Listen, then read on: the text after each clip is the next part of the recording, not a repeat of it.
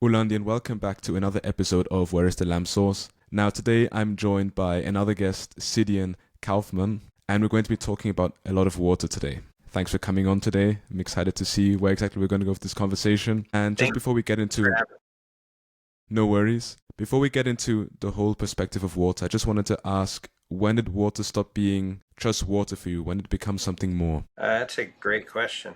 I mean, my daughter had eczema and she would get dry patches on her skin since she was a baby. And I learned that water was the reason. It was just hardness in the water. It affected her more than it affects most people. Hardness can get in the pores of your skin and that can cause people to have reactions. But it's based on each individual sensitivity. But when I learned that crystal clear water can do that, it made a big difference in my life. I think that was the main catalyst. There were a number of things, but that was the main one. Okay, that's very interesting. I was expecting a much different answer, to be honest, but you know what?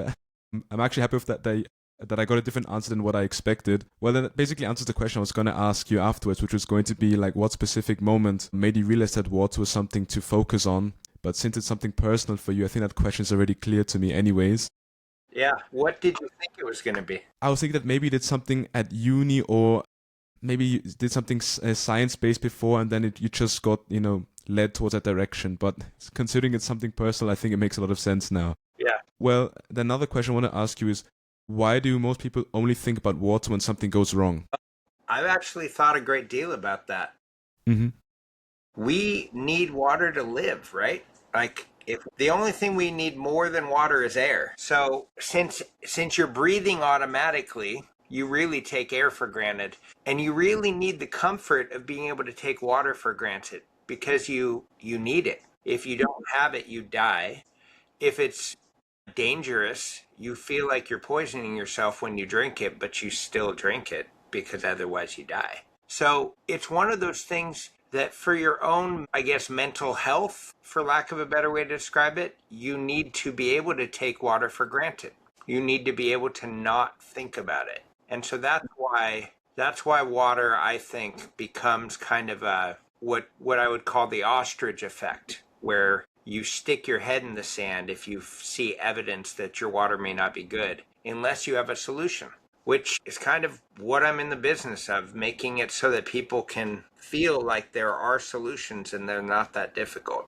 But then how long have you been in this business for now, in the water business? About 7 years now. 7 years. Okay, so that's a while. I'm sure that you've seen a lot of things happen and change in the last 7 years when it comes to water.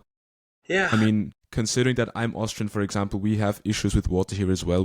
For example, with the glaciers melting, we get a lot of our water from the mountains, and I can tell that climate change is making things harder and harder and harder. And we're used to having such good, clean water here. I don't know how long that's going to be the standard for. That's interesting, because glacier melt can be anything.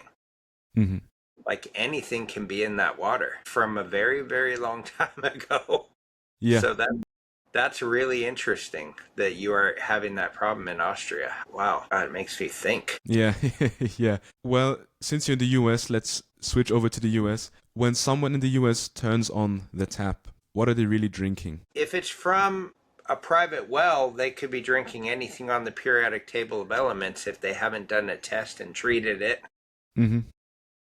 It could be uranium. You could be drinking anything. If it's from a city water source, the EPA restricts things down to a level, but below that level, it could again be just about anything, just a smaller amount of anything. And then you're going to have chlorine byproducts, very often fluoride added to that. Okay. Yeah, I do remember tasting a lot of chlorine when I drank tap water in Maryland when I was there last summer. And it was definitely something to get used to, because the water here doesn't have that taste at all. It does have a lot of limestone, so we do have to clean our kettles quite a lot. Yeah.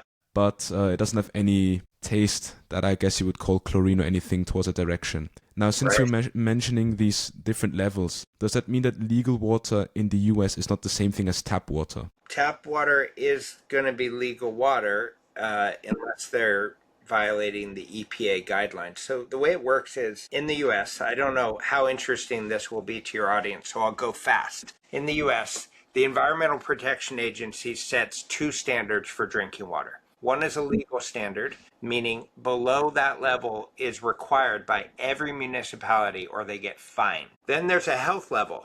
The health level they don't have to meet, meaning there can be unhealthy amounts of something, arsenic or chlorine byproducts or nitrates. There can be unhealthy amounts of that in your water, but they can't go below the legal level. And the legal level is really a much more dangerous level. So people could have a little bit of health effects, but not like major health effects generally. Now, Okay. everyone is different. Sensitivity is different. Body size is very important. So this means that smaller people, children, pets, you have to be much more cautious about that. And that is not always taken into consideration properly in the United States.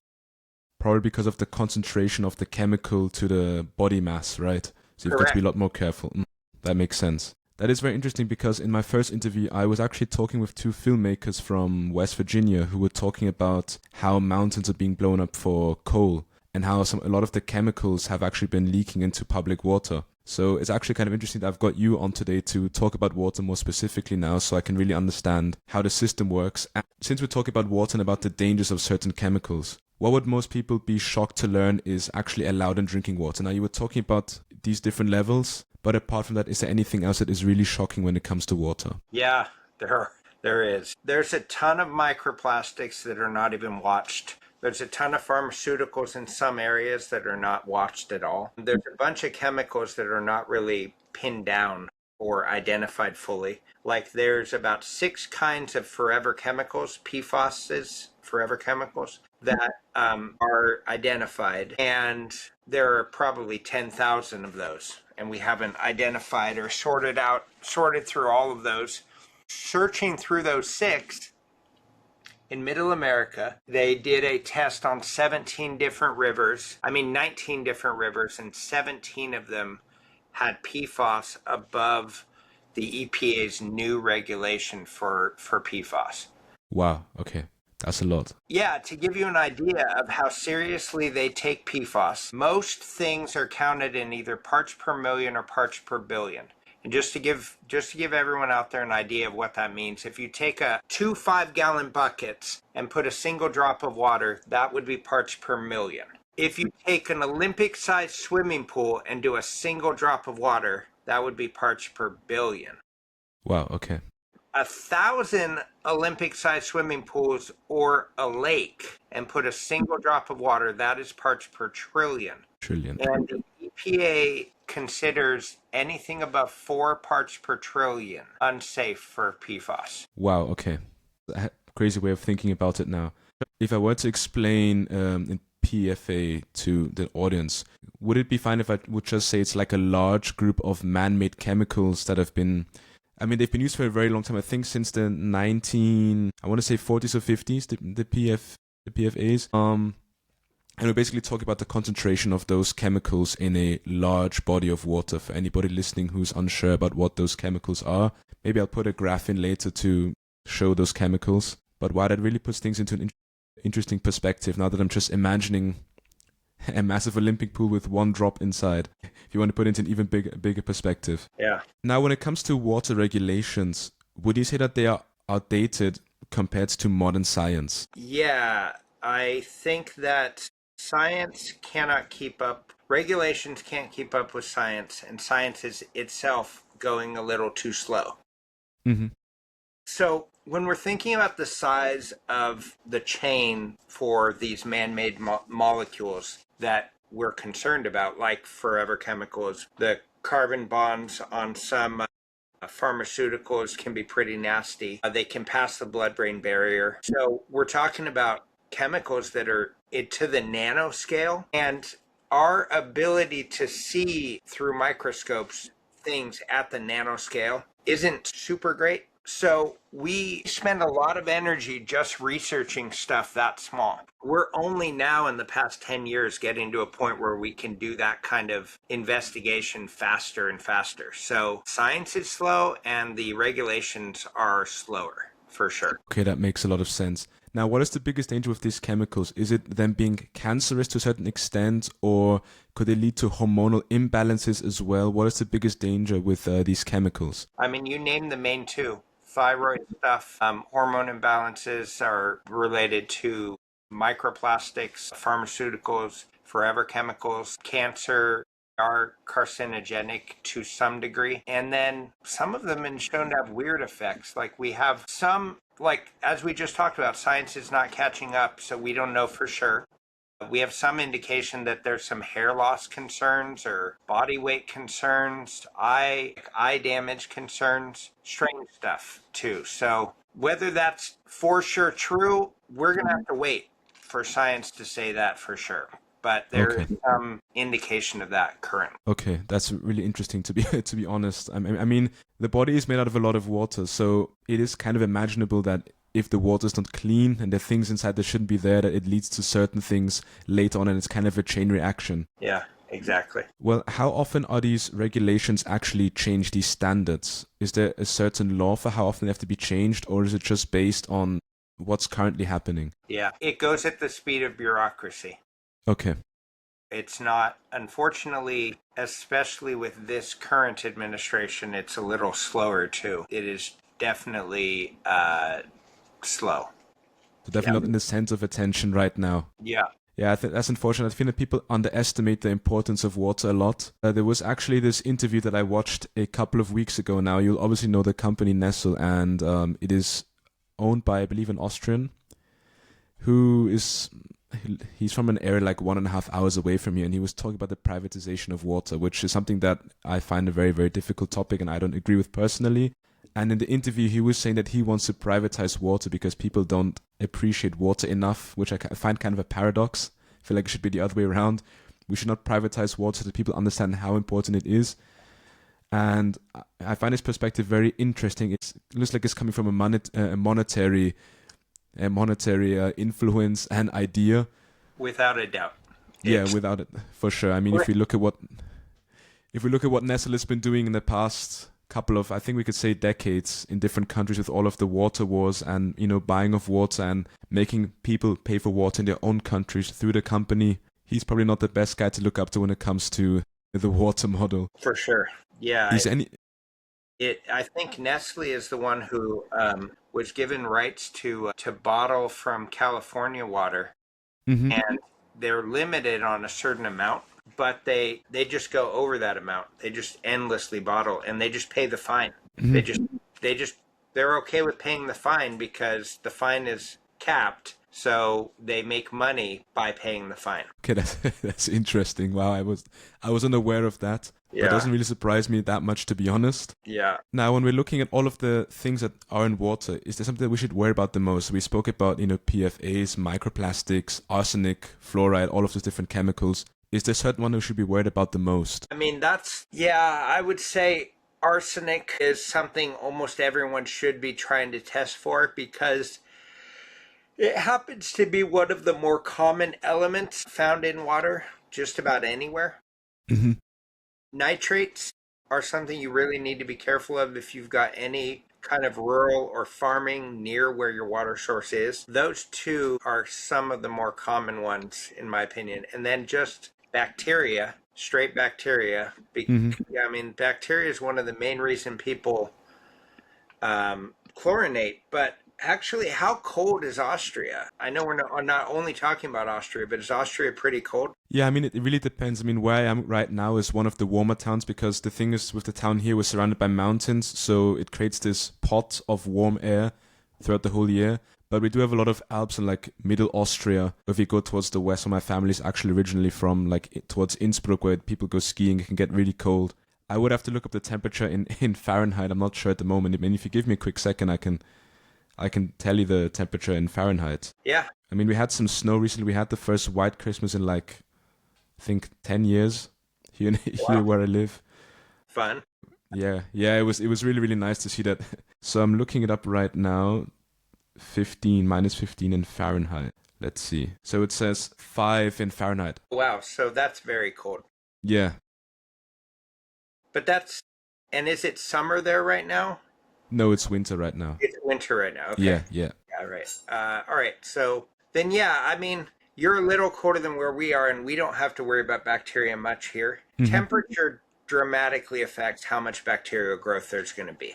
So bacteria is a problem here, but it's much less of a problem here than, say, Texas or Southern California. Much less. So bacteria in many places, though, is one of the main problems with water. Especially in warmer areas, since it promotes bacterial growth. Right.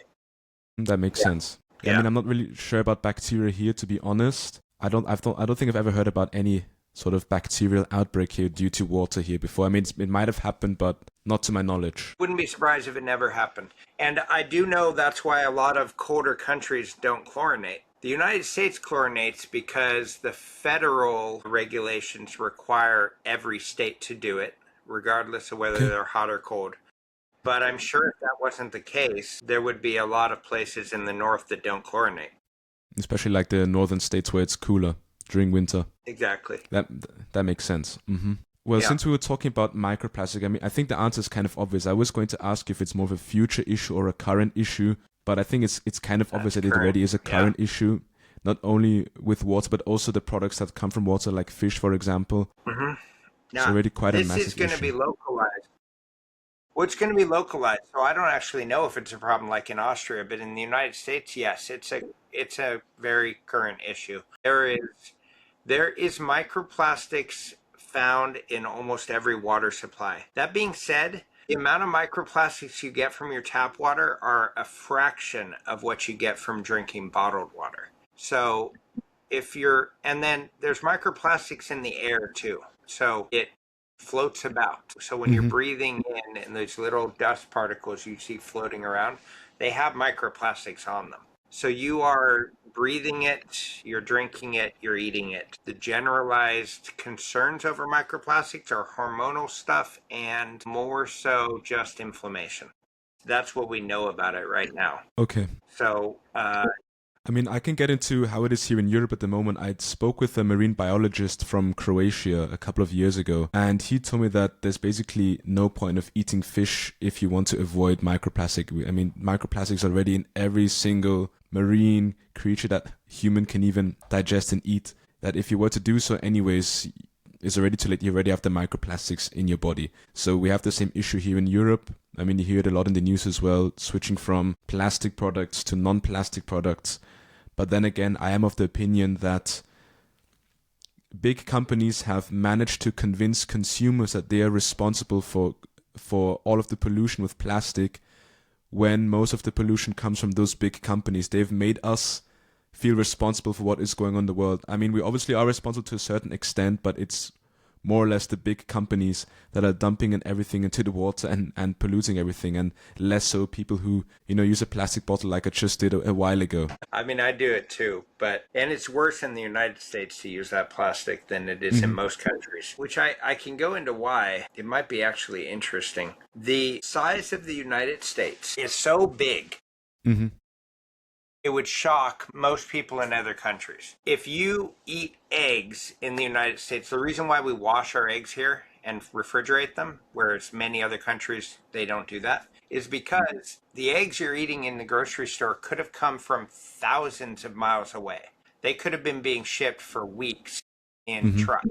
There's like 5,000 miles difference sometimes in the bottled water you drink. Like if you drink a bottle of water in New York, came from California, that's a massive amount of shipping time. And during that time, it's going through every climate. So thermal expansion is occurring within the bottles, and it is shaking a lot. So there's a very solid reason why you might get 20,000 or more particles of microplastic in a single little liter of bottled water in the United States, especially because we have so much distance between when it's packaged and when you drink it. One of the biggest things people can do to avoid microplastics in their plastic bottles is try and buy from a place that bottles locally. That alone will make a huge difference. That makes a lot of sense. I mean, I do remember being shocked by the size of the US. I mean, in Austria, we have a population of around 9 million people. Just to put things in perspective, I think the US is around 330 million, if I'm not wrong. Correct, yeah.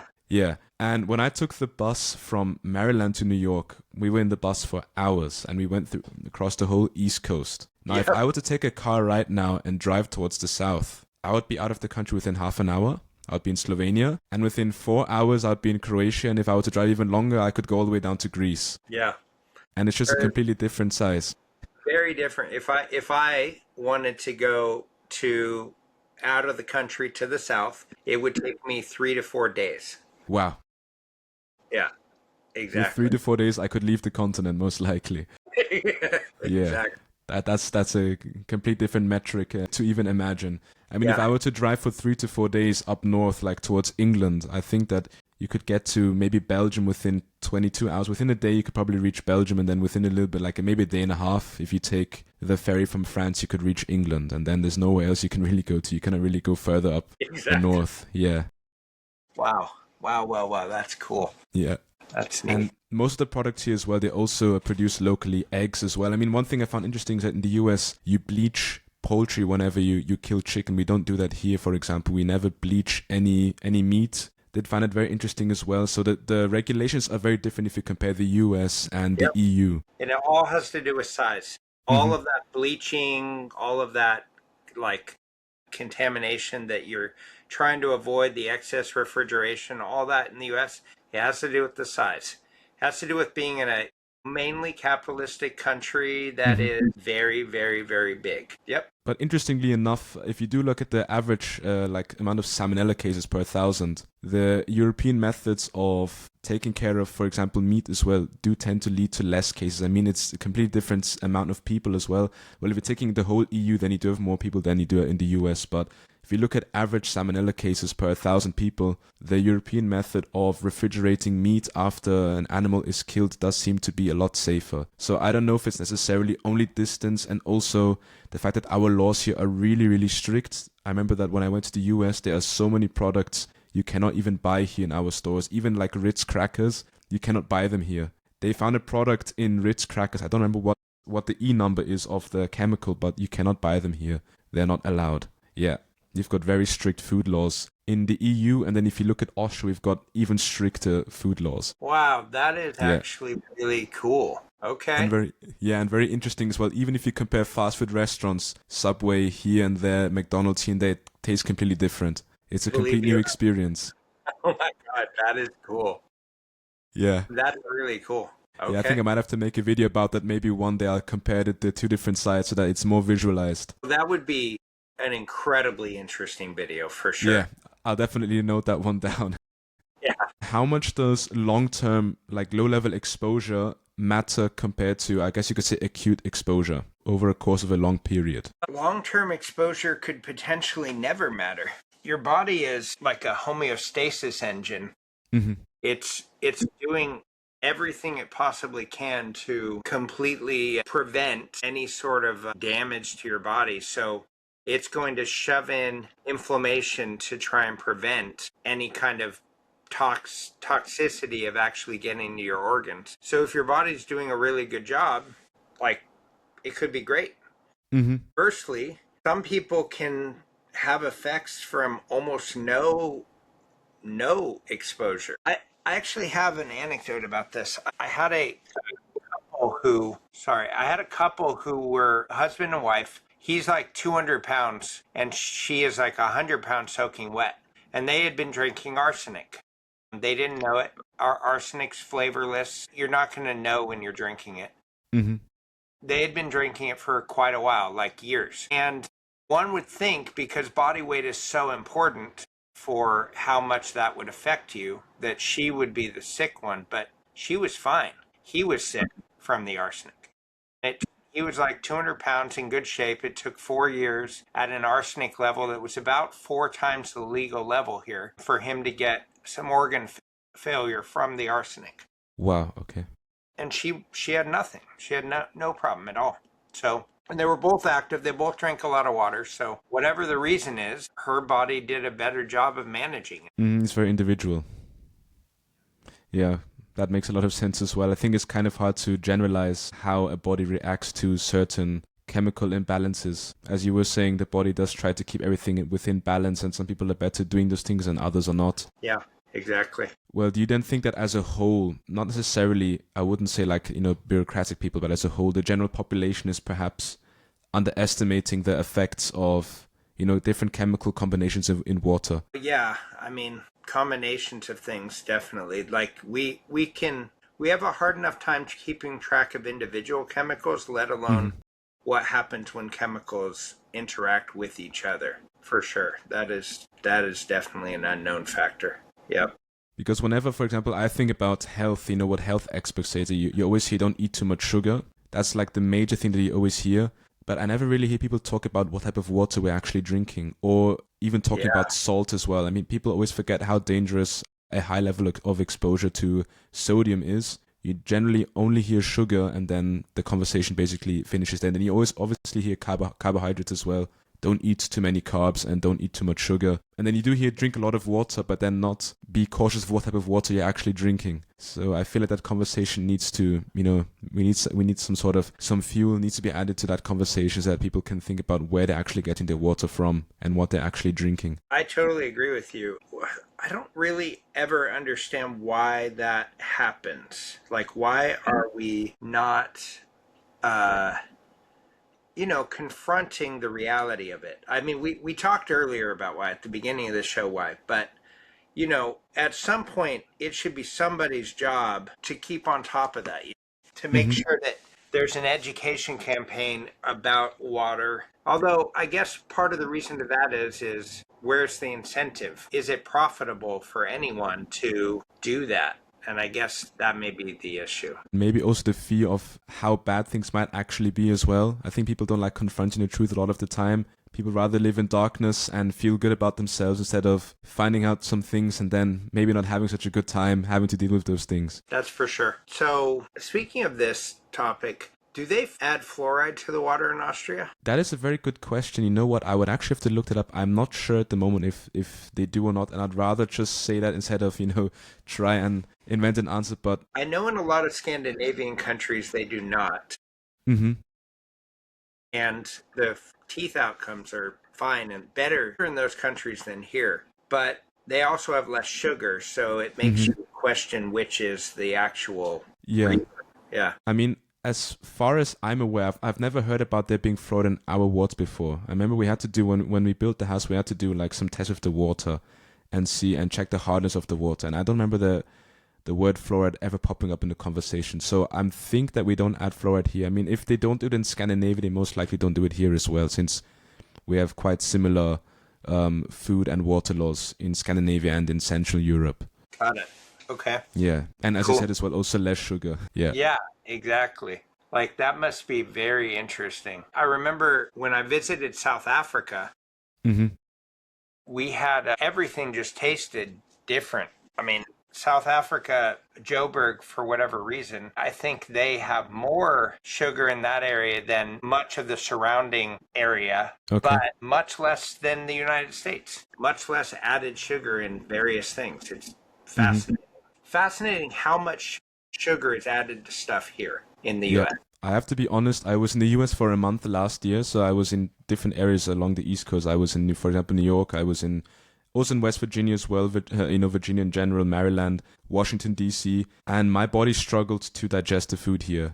I mean, not here, there. I had bowel issues for the whole time that I was in the US, and actually came back weighing more, even though I ate the same food. I put on around, and I went jogging almost every day as well. I have to think about it in pounds, but I put on like 5 or 6 kilos within a month of being in the US, and in pounds, that's like, I think like 11 pounds. Yeah, after being there for a month, just whilst I was eating the same food.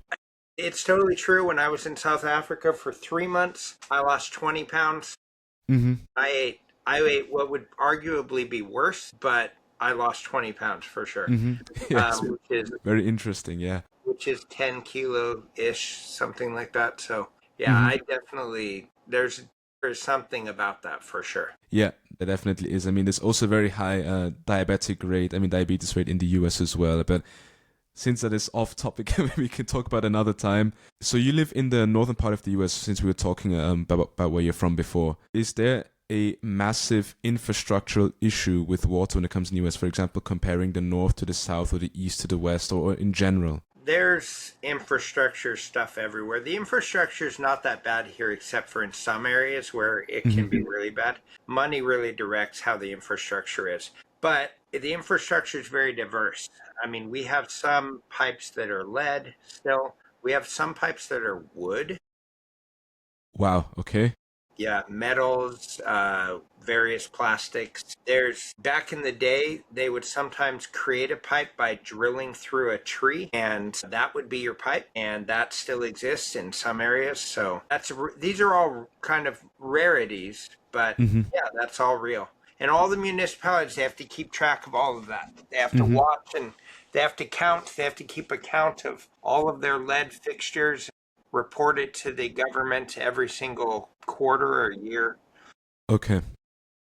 So since they have to control areas, is having access to clean water more of a regional thing or more of a class thing? So would you say that people with more money have better water, or is it more of an area thing? For example, if you live in this part of the US, you're more likely to have better water. It can be both, but obviously the wealthy areas, Mm-hmm. they pay more in taxes, and then the infrastructure can increase. So Okay. money definitely directs how good water is because, well, I mean, the EPA having two different standards for drinking water is directly related to money. They Mm-hmm. say right in the description of the legal level that it is set as close to the health level as it can, taking cost and other factors into consideration. I think that may be a direct quote. So Okay.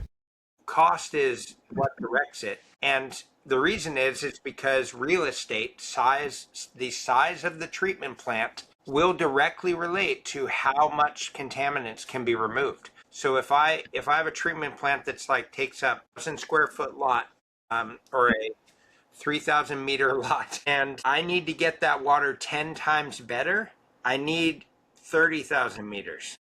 Mm-hmm. I need to increase my size by about 10 times to get a 10 times improvement. It's not quite that, but it's close. That's the problem. Money Okay. relates directly to how good you can get water. I mean, that was a very interesting quote that you said, as well as money can do, when really health should be the main focus and not necessarily the financial side to everything. But I guess that's just how the world works. The world is a money place, and that's just how the world operates. I mean, in our world of capitalism, that's just how things how things operate. Is there a thing that you hear from customers quite often? You said you've been doing this for 7 years now. What do you think is the biggest issue or the main concern that people normally come to you with when it comes to their water? Well, they always come to me with taste and smell problems, or Mm-hmm. staining problems, because everyone comes to me with what's visually apparent in their life. Mm-hmm.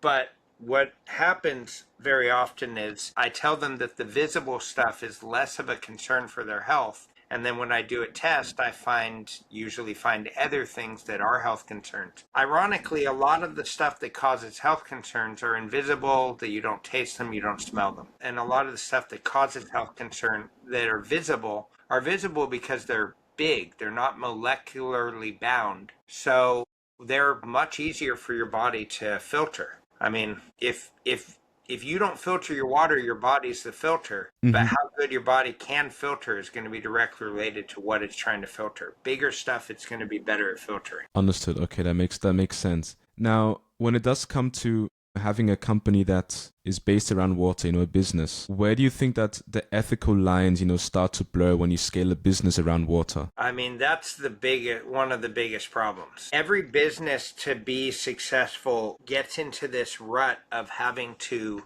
have a product to sell. And by a product, I mean something in a pretty box that can be sold, that can be repeated, sold, and replicated over and over and over and over again. That way you can just build 1,000 of them for cheap, have a manufacturing country build it for you and have it shipped to you, and then you can just sell them. That way you're making profit.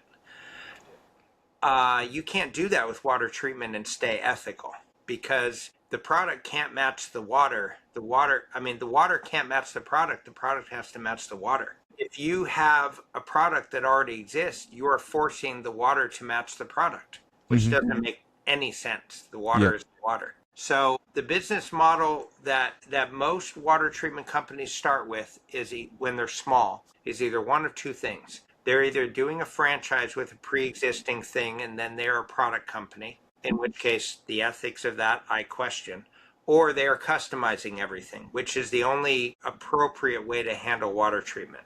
once you get bigger, being able to customize everything gets harder and harder and harder and harder because the people who know what they're doing are the bottleneck. So we unfortunately are having to expand our company into plumbing and HVAC in order to have a model that can expand and then it can support the water treatment side of things without us having to sacrifice being able to customize all of our solutions. So that makes a lot of sense. And is it something that surprised you the most when you started working in this business that you were not aware of before? Yeah, I was really shocked by how much people who don't really know about water are doing water treatment. Mm-hmm. Plumbers do water treatment. They're not trained in water. Well companies do water treatment. They're not trained in water. None of them are water scientists. They might have that on staff, in which case, good for them. But the majority of them don't. They just sell a system. Get a system and they sell it. Yes, that's what happens. So that is just not right. Mm-hmm. So that is what surprised me the most. Okay, but you know what? I think that applies to a lot of things as well, not only water treatment. I've been surprised sometimes, not only with water treatment, politics, and also different things. You know, since I do study something that has to do with science as well, I am sometimes surprised by the people that we look up to and their backgrounds. And then I ask myself, well, what does this person have A, to do with this topic, and B, their knowledge is very outdated. So I think that applies to a lot of things as well, and not only water treatment. I think you're right, yeah. Yeah. Yeah, for sure. Now, when it comes to water treatment, it has a lot to do with public health. Do you think that public health and profit can generally coexist in the water industry? Or is that a very gray line? No, I don't think so. I don't think that, well, okay. I don't think so only because of the way people are. But okay. Let me give a specific example. Flint, Michigan. Most of the world knows, I don't know if you know, but most of the world knows what happened in Flint, where a lot of children and even adults were found to have lead poisoning because of the infrastructure in Flint. And so there were, I think, 30,000 homes affected, if I recall the number correctly. So 30,000 homes, right? They need to stop having lead in their water. Now, how quickly can you get 30,000 homes to be lead-free for their drinking water? And the answer is really fast. How much time did it take? Many, many, many, many years. Now, I don't know whether or not the reason it was so slow was politics or cost. I don't know. But I feel like if they're smart, they call a manufacturing country like China, for example, and they say, I need 30,000 units. And then they give them a package deal for 30,000 reverse osmosis units. Let's say they sell them for $100 each, which is probably high. That's $3 million, which is nothing for this kind of thing. And they ship them over. The total out of pocket to Michigan's now $3 million. And now they give them to those 30,000 homes. And they say, come get your RO. If you can install it yourself, do it. If you can't, here's a voucher for using a plumber to do it. And then the plumber takes the voucher and submits it to the state for reimbursement. The plumber helps the people get it installed. You could probably have the entire thing solved within 6 months. I mean, that's the temporary solution, but it keeps people from drinking leaded water. So can profitability and politics exist together? I mean, I think so, but you have to be really intelligent about how you handle things. That makes a lot of sense. I was aware of the Flint incident, but I was not sure about how many people were affected by it. But I've definitely heard about it before. Yeah. That makes things even more interesting, that I was not aware that it could have been resolved in around 6 months. Now that you're explaining the fact that you just need a manufacturing country and, you know, you can deliver everything in bulk. Yeah. I feel like when it comes to a lot of things as well, and I'm talking about like a medical perspective, that perhaps sometimes it is better to not produce the cure, profit from the sickness and disease instead of produce the cure. There's some companies in the world that I'm aware of that produce both. Right.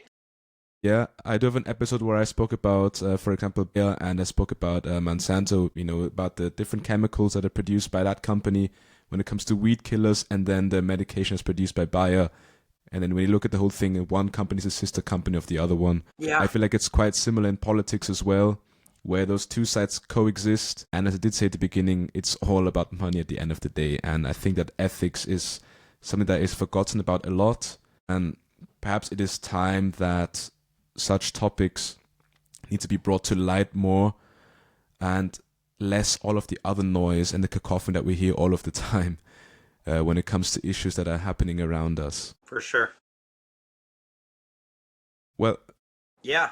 So I think you're talking about the exact same thing. Yeah. Now, when it comes to, for example, water, are we heading towards conflict over water access, or is that overstated? Because I hear a lot of things about, conflict over land because of water, just as we hear about it with oil and other things. Do you think that is exaggerated, or it's actually an issue that is becoming more and more prevalent in the US, for example? Well, yeah, I mean, in the US, maybe not yet. Mm-hmm.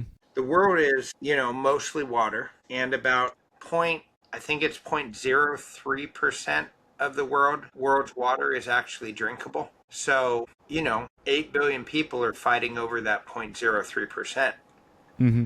So in some areas, water can definitely become a crisis. In other areas, there's plenty of it. It's kind of the job of some people to turn the 99.7% of the water into drinkable water, desalination and other forms of treatment. So, yeah, I mean, I don't think we're in like Mad Max yet. I don't think we're in emergency mode yet, but it could get there if we're not careful. I have a feeling we'll have other solutions before it gets there, but yeah.